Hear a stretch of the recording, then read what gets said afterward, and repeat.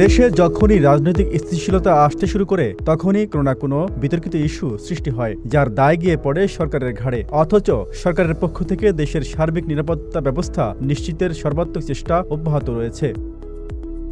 শনিবার রাতে কুমিল্লার মুরাদনগরের একটি ভিডিও সামাজিক মাধ্যমে ভাইরাল হয়েছে। ওই ভিডিওতে একজন নগ্ননারীকে দেখা গেছে, যাকে ধর্ষণ করা হয়েছে বলে প্রাথমিকভাবে অভিযোগ পাওয়া গেছে।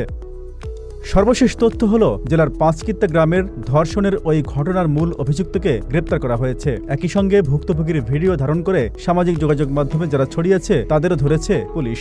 এদের কঠোর বিচারের দাবি উঠছে সব মহল থেকেই।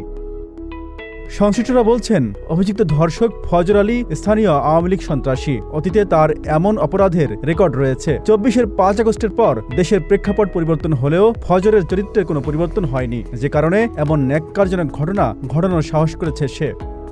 তবে এর পেছনে দেশকে অস্থিতিশীল করার যে আওয়ামী চক্রান্ত, তারও যোগসূত্র থাকতে পারে বলে ধারণা করছে পুলিশ। কেননা বিদেশে বসে পলাতক আওয়ামী নেতারা দেশ নিয়ে যে চক্রান্ত করছে তার মধ্যে এ ধরনের পরিকল্পনা তো রয়েছেই।